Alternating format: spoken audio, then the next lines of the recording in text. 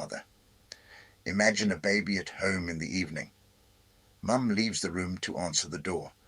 The baby begins to cry. Then Mum returns, takes the baby, and almost immediately the baby settles. Many people would interpret this as evidence that babies are naturally more attached to mothers than fathers. But is that really true? Are fathers less important in attachment? Or do they simply play a different role? Why has the father's role been overlooked? Historically, most attachment research focused on mothers. Psychologists often assumed the mother was the primary caregiver and therefore the key attachment figure. As a result, the father's role was largely neglected for many years. Modern research has challenged this assumption.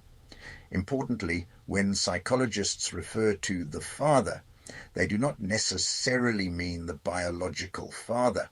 The term refers to the child's main male caregiver, whoever fulfills that role. Do babies attach to fathers? The first question is simple. Do infants form attachments to fathers at all? Research suggests that fathers are less likely to be the baby's first attachment figure. In Schaffer and Emerson's longitudinal study, most babies formed their first specific attachment to their mother at around 7 months of age. Only a small percentage had the father as the sole first attachment figure, although some formed joint attachments to both parents. However, fathers often become important attachment figures later. By around 18 months, most babies in the study showed clear attachment to their fathers.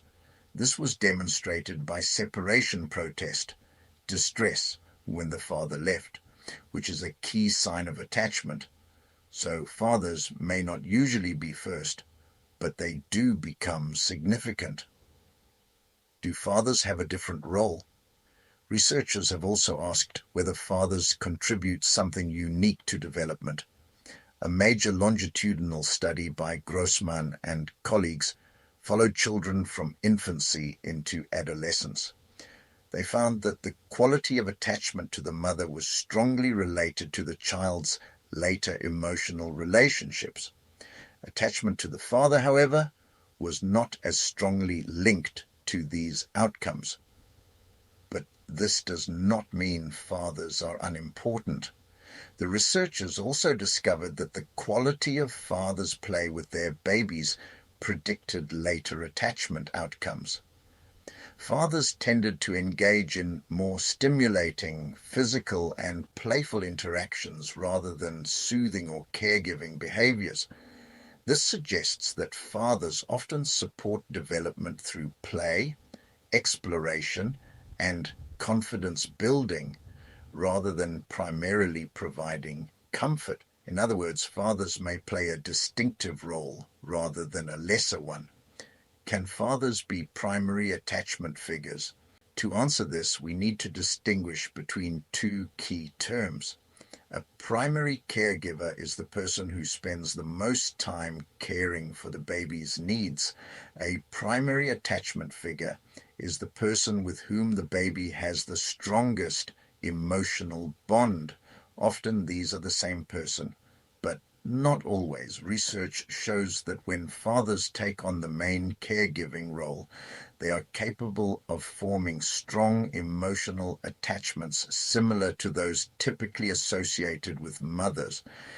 In one study, infants were observed interacting with primary caregiver mothers, secondary caregiver fathers, and primary caregiver fathers. Fathers who were the main caregivers behaved very similarly to mothers. They showed high levels of smiling, imitation, holding, and responsiveness, behaviors linked to reciprocity and interactional synchrony, which help attachments develop. This suggests that fathers can fulfill the emotional role of a primary attachment figure when they are heavily involved in caregiving. Final takeaway. So what should we conclude? Fathers may be less likely to be the first attachment figure, but most children do form attachments to them. Fathers often play a distinctive role, especially through stimulating play. And when fathers act as primary caregivers, they can form strong emotional bonds just like mothers. The key factor is not biology, it is involvement.